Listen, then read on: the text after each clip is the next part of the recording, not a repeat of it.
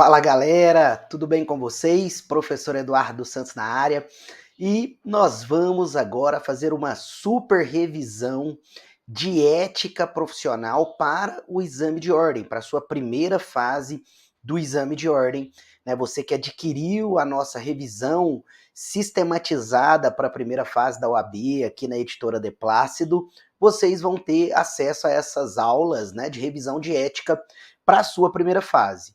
E como nós estruturamos, né, essa revisão? De uma maneira bem simples, objetiva e focada naquilo que realmente cai no exame de ordem. Então nós pegamos ali os 4 pontos da disciplina que mais caem atualmente no exame de ordem para que a gente fizesse uma revisão com vocês. De modo que é muito difícil você ver um exame de ordem que não tenha pelo menos 3 ou 4 questões dentro dessa nossa revisão. Então, nós queremos entregar para vocês questões, queremos entregar para vocês pontuação no exame de ordem, tá bom? Maravilha. Então, nós vamos dividir em 4 blocos, começando por esse, né? Os temas principais para sua prova. Vamos lá? Então, eu vou colocar aqui na sua tela, você já pode ver. Vou até ficar aqui no cantinho para a gente poder trabalhar e vocês também poderem me ver aqui ao longo da nossa revisão. E o nosso primeiro tema são os direitos do advogado, né? Esse é um tema que cai muito, tá lá no Estatuto da OAB, tá? E é um tema muito caidor no exame de ordem em ética. E você precisa conhecer, portanto, o artigo 7º do Estatuto da OAB. Então vamos lá. A gente vai fazer a leitura dos dispositivos, mas vocês vão perceber que não é apenas uma leitura. Eu vou explicá-los para vocês, vou mostrar como eles são cobrados no exame de ordem e também vou alguns deles, né, os principais, aqueles que a gente sabe que a OAB gosta mais, a gente vai também dar uma esquematizada neles, tá? Então vamos lá, queridos, olha só. Então ele começa aqui o artigo 7º dizendo que são direitos do advogado, né? Lembrando, gente, o Estatuto da OAB é uma lei federal, tá? Exercer com liberdade a profissão em todo o território nacional. Então ele já demarca aqui uma liberdade profissional e também demarca que ela será exercida no território nacional. 2. A inviolabilidade de seu escritório ou local de trabalho. Aqui, inclusive, essa inviolabilidade, né? Ela é uma inviolabilidade que compara, que equipara, né, o escritório do advogado a domicílio. Então aqui realmente, né, você tem aquela inviolabilidade domiciliar protegendo o escritório do advogado. Então veja, ele diz a inviolabilidade de seu escritório ou local de trabalho, bem como de seus instrumentos de trabalho, então computador, pasta, arquivo, né? De sua correspondência escrita eletrônica, que seriam os e-mails, telefônica e telemática, desde que relativas ao exercício da advocacia. É importante o final, porque ele deixa bem claro que essa inviolabilidade só vai recair sobre o escritório, ou o local de trabalho, ou sobre os seus instrumentos de um modo geral, que realmente sejam utilizados no exercício da advocacia. Então não é qualquer material que ele possua, né? Material que ele possui, mas que está sendo usado ou que é usado para a sua prática advocatícia, tá? Então essa ideia é importante. Lembrando que eu disse a vocês que essa inviolabilidade aqui do escritório e do local de trabalho, ela é protegida, inclusive constitucionalmente, ela vai se equivaler àquela inviolabilidade domiciliar. Portanto, só pode ser rompida aqui com ordem judicial. Tranquilo? Maravilha. Direitos do advogado, então a gente começa a dar uma esquematizada agora especificamente nesta inviolabilidade do advogado, que a gente acabou de ver, ela está aqui, né, o inciso 2, mas eu esquematizei ele para vocês. Vejam então, qual é o alcance dessa inviolabilidade? Pega escritório ou qualquer local de trabalho, porque não necessariamente ele trabalha no escritório, ele pode trabalhar hoje. Quantos de nós trabalha especialmente em home office, né, e assim por diante, tá? Seus instrumentos de trabalho, aí passa tanto aqueles que são eletrônicos como os que não são, correspondências, né, etc., como a gente já tinha visto. Agora, essa quebra da inviolabilidade, que inclusive foi cobrada, eu até coloquei que caiu no 38, mas já caiu mais de uma vez, já caiu várias vezes, né? Ela pode ser feita, em primeiro lugar, se eu tenho indícios de autoria e materialidade da prática de crime pelo advogado. Porque se o advogado não tiver nenhum indício de que ele está praticando crime, você não pode pedir, né, essa quebra da inviolabilidade. Segundo, eu preciso de uma decisão judicial motivada, obrigatoriamente. O juiz tem que dar uma decisão motivada. Terceiro, ele vai expedir um mandado de busca e apreensão, então, específico e pormenorizado. Então, ele tem que ser específico para aquele escritório, para aquele local, e pormenorizado porque ele tem que especificar dentro do mandado o que ele quer que busque, tá? 4, presença de representante da OAB no cumprimento do mandato é necessária, tá? E por fim, somente pode utilizar pertences, né, de clientes se eles estiverem sendo investigados como coautores ou copartícipes, né? Então veja, eu não posso ter utilização, né, ou apreensão de pertences de clientes se eles também não estiverem sendo investigados, tá bom? Como coautores ou partícipes dos crimes, beleza? Maravilha, né? Dito isso, a gente avança e chega no inciso 3, que também é bem relevante, já caiu no 32, mas caiu mais, né? Eu coloquei alguns aqui que já caíram e tal, mas assim, gente, já caiu mais vezes, tá? Esses assim eu me lembro bem. O inciso 3 diz que é direito do advogado comunicar-se com seus clientes, pessoal e reservadamente. Este é um ponto que vocês precisam estar bem ligados, tá? Mesmo sem procuração, quando estes se acharem presos. Então, olha, quando eles estiverem presos, o advogado não precisa nem mesmo da procuração, né? Detidos ou recolhidos em estabelecimentos civis ou militares, nessas situações não precisa da procuração. Ainda que considerados incomunicáveis, né? Mesmo quando a lei disser que eles são incomunicáveis com outras pessoas, não com advogado, tá bom? Maravilha. Gente, a inobservância desse dispositivo é crime de abuso de autoridade, né? De acordo com a própria lei de abuso de autoridade, tá bom? Maravilha. Queridos, sigamos. Vamos ao inciso 4. Ele diz que é direito ao advogado ter a presença de representante da OAB quando preso em flagrante. Então, se o advogado é preso em flagrante, ele tem o direito de ter a presença de um representante da OAB por motivo ligado ao exercício da advocacia, quando ele comete esse crime, né, no exercício da profissão, para a lavratura do auto respectivo sob pena de nulidade e, nos demais casos, a comunicação expressa sessional da OAB. Ou seja, se o advogado é preso no exercício da profissão, ele tem direito ao representante. Nos demais casos, tem que notificar a OAB. Então perceba, né? Eu até tabelei isso para vocês. Olha, quando a prisão em flagrante ocorrer por razões do exercício profissional, não precisa ser necessariamente no exercício.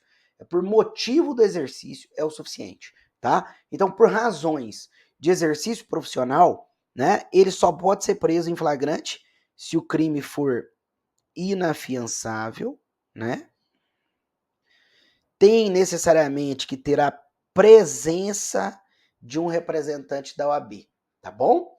Agora, se ele é preso em flagrante por um crime que não tenha nenhuma relação com o exercício da profissão, exemplo, brigou em casa com a esposa, acabou agredindo ela, né? Ali tem uma lesão corporal contra a mulher no ambiente doméstico, incide a Lei Maria da Penha. Nesses casos, não tem nenhuma relação com a advocacia dele. Como não tem, né, eu não preciso da presença de um representante da OAB, né, não tem necessariamente que ser crime inafiançável nem nada dessa natureza, basta comunicar à OAB. Então, nesse caso, que não tem nenhuma relação, tá, com o exercício profissional, basta comunicar à OAB, perfeito? Maravilha. Bem, temos ainda no inciso 5, que é direito do advogado não ser recolhido preso antes de sentença transitada em julgado, se não em sala de estado maior, ou seja, antes, né, da sentença condenatória transitar em julgado, ele tem que ser recolhido em sala de estado maior. com instalações e comodidades condignas, né? Com dignidade da advocacia. Agora, cuidado que nós tínhamos ali a previsão, né, de que a OAB deveria reconhecer essas condições. Só que essa expressão foi declarada inconstitucional pelo Supremo, então atualmente não precisa desse reconhecimento da OAB, tá?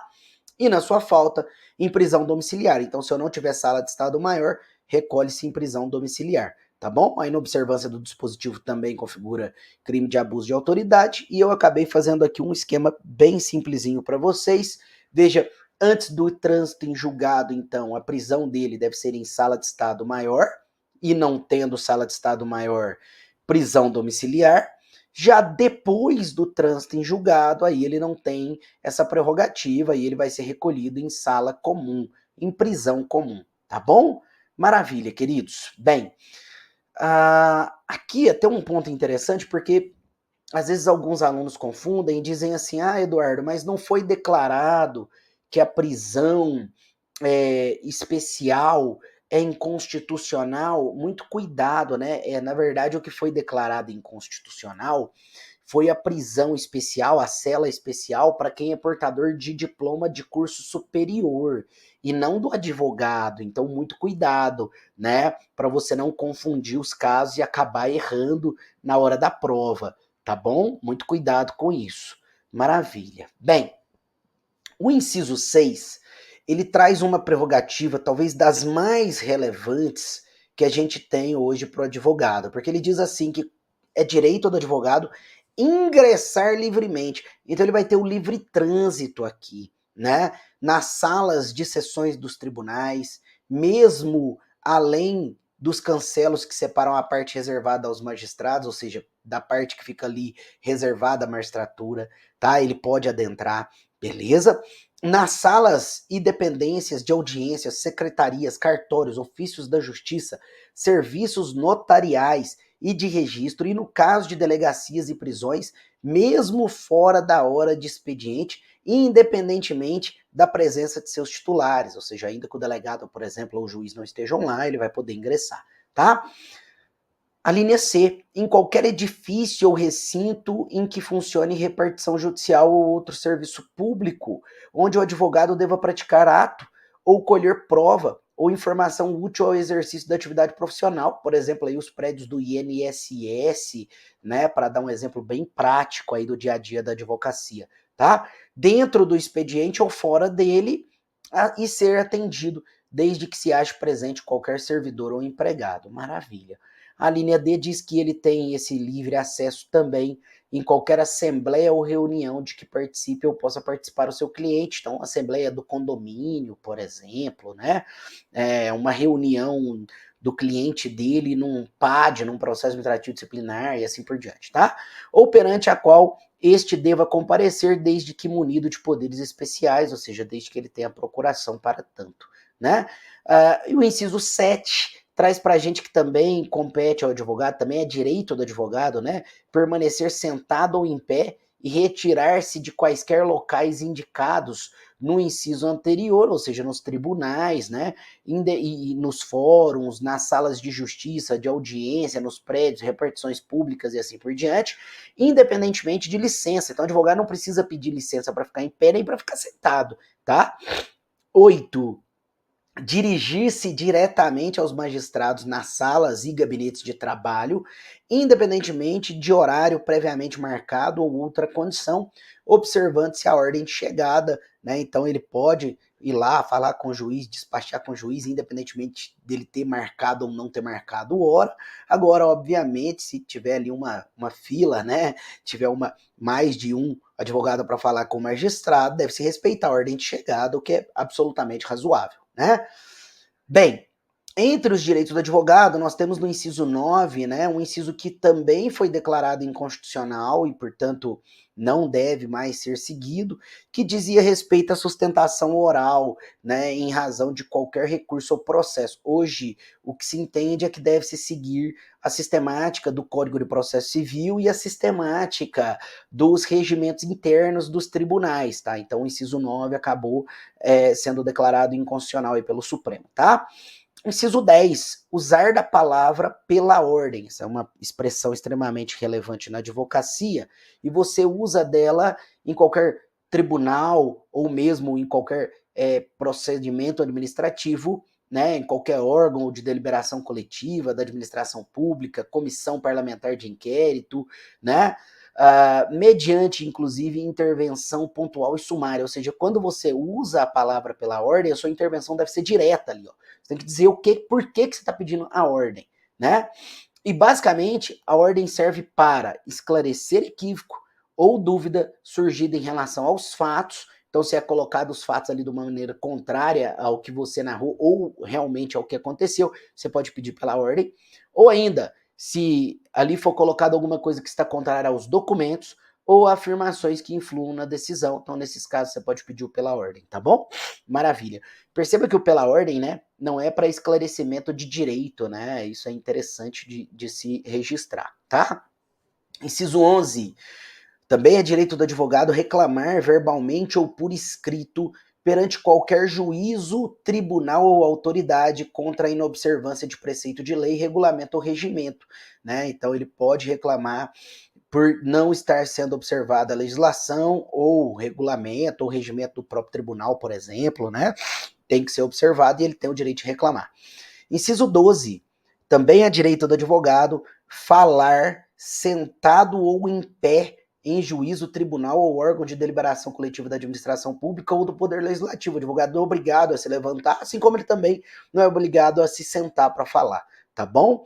Interessante essas disposições, né? Nós já tivemos casos assim narrados e vistos, inclusive de forma televisiva, um caso muito famoso em que uma juíza pede aos advogados que se sentem durante uma sessão do tribunal do júri, os advogados se negam, por exemplo, é o tipo de caso que o exame de ordem gosta muito de cobrar, né? E é um direito dele ficar em pé, tá? Interessante isso. Bem, incisos 13 e 14, vamos lá, né? Inciso 13, ele diz que é direito do advogado examinar em qualquer órgão dos poderes judiciário e legislativo ou da administração pública em geral, os autos do processo, findos ou em andamento. Isso aqui é muito interessante, porque perceba que o advogado ele tem que ter o acesso aos autos do processo, independentemente se os autos já estão findados ou se eles ainda estão em andamento. Mesmo que o advogado não tenha procuração, tá? Quando não estiverem sujeitos a sigilo ou segredo de justiça, né? Aí, nesse caso, vai precisar de procuração, assegurada a obtenção de cópias com possibilidade de tomar apontamentos. Então, ele tem direito de tirar cópias e ainda pode apontar, fazer apontamentos, tá bom? Maravilha. Inciso 14.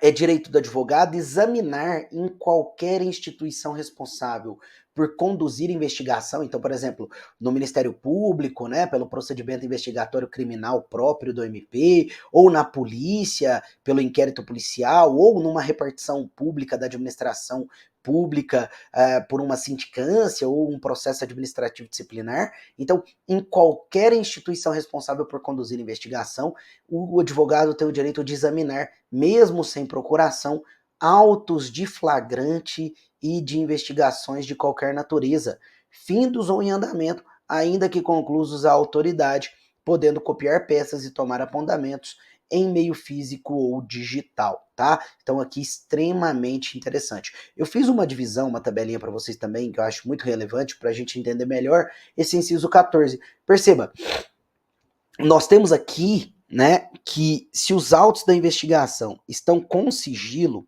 ele precisa da procuração. Mas isso eu havia falado, inclusive, lá em relação ao inciso 12, né?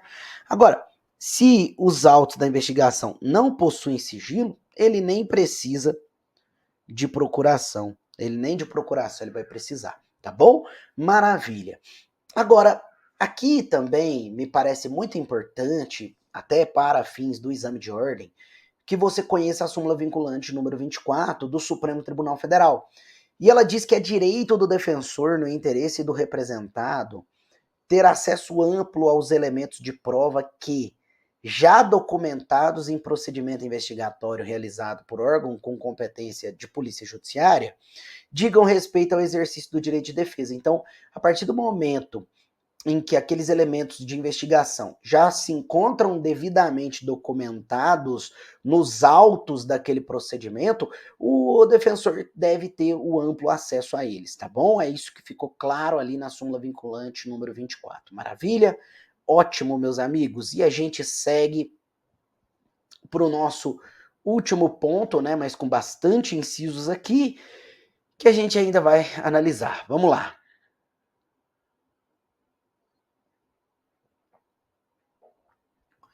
O inciso 15, ele traz que é direito do advogado ter vista dos processos judiciais ou administrativos de qualquer natureza, em cartório ou na repartição competente, ou retirá-los pelos prazos legais. Então, o direito de vista e retirada de processos, né, garantido também ao defensor. Inciso 16 diz que é direito do advogado retirar autos dos processos findos, mesmo sem procuração, pelo prazo de 10 dias. Então, quando o processo já estiver finalizado, aí nem de procuração ele precisa. Inciso 17 diz que é direito do advogado ser publicamente desagravado quando ofendido no exercício da profissão ou em razão dela, tá? São os atos de desagravo que vocês já devem ter acompanhado por aí. Inciso 18 diz que é direito do advogado usar os símbolos privativos da profissão de advogado. Então, o símbolo da OAB é um símbolo privativo, né, do advogado, público ou privado. O advogado público também é advogado, ele também pode utilizar.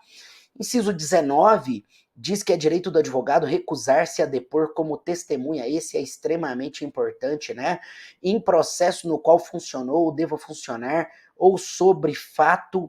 Veja que quando ele diz no qual funcionou ou deva funcionar, ele está falando vai funcionar como advogado, né? No qual ele advogou ou ele vai advogar, né? Ou sobre fato relacionado com pessoa de quem seja ou foi advogado. Então, ainda que não seja um processo no qual ele atua, mas ele já foi advogado da pessoa, né?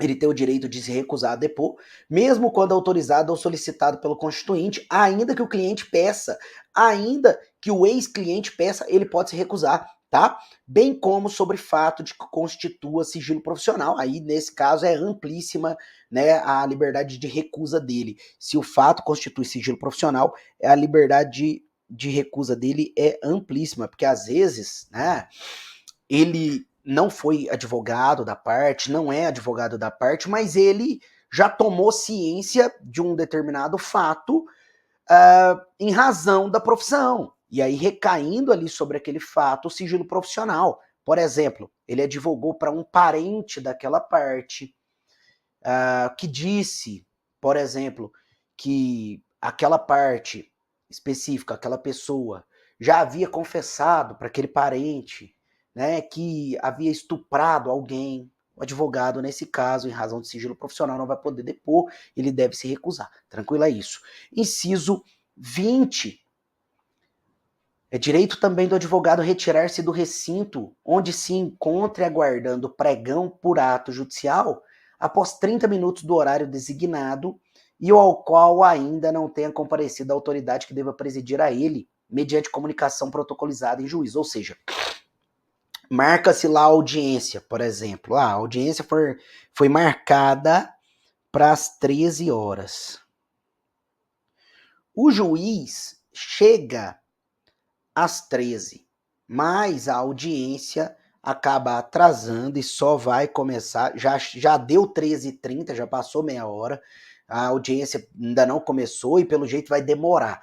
O advogado, nesse caso, não tem o direito de se retirar. Muito cuidado, porque perceba, o texto diz retirar-se do recinto onde se encontre aguardando pregão para ato judicial após 30 minutos do horário designado e ao qual ainda não tenha comparecido à autoridade. Então, se a audiência está marcada para as 13, o juiz já chegou, mas, por exemplo, tinha uma audiência antes, essa audiência atrasa e a do advogado só começa às 16 horas, meus amigos, o advogado é obrigado a permanecer lá e esperar, tá? Por quê? Porque o juiz chegou no horário. Agora, o que o inciso 20 está dizendo é o seguinte: se a audiência está marcada às 13, deu 13h30, 30 minutos, e o juiz não chegou, Aí sim o juiz não chegou, não é que ele não tá, não é que ele tá lá e ainda não chegou a hora da audiência, aí, ou tá atrasado, não, ele nem tá lá, ele não chegou no local ainda, já tem 30 minutos. Nesse caso é que se aplica o inciso 20. Aí o advogado pode se retirar do local, mas ele tem obrigatoriamente que comunicar isso em juízo de forma protocolizada. Então ele tem que ir lá no balcão registrar, né? Obrigatoriamente, tá? Inciso 21, também é direito do advogado, e aí finalizando, assistir a seus clientes investigados durante a apuração de infrações, sob pena de nulidade absoluta do respectivo interrogatório ou depoimento, e, subsequentemente, de todos os elementos investigatórios e probatórios dele decorrentes ou derivados, direto ou indiretamente, podendo, inclusive, no curso da respectiva apuração, apresentar razões e quesitos. Né? Ou seja, fazer perguntas, falar ali oposições, colocar oposições, solicitar que seja entregue, demonstrado, apresentado certos documentos, perícias e assim por diante, tá bom? Maravilha, meus amigos. Então, muito claro aqui, este, sem dúvida alguma, é um daqueles artigos que dificilmente fica fora da prova da OAB, fica fora da primeira fase. Então você precisa conhecê-lo muito bem, tá bom? Maravilha. Vou encerrar esse bloco por aqui e eu espero vocês para mais blocos. Um grande abraço e até mais!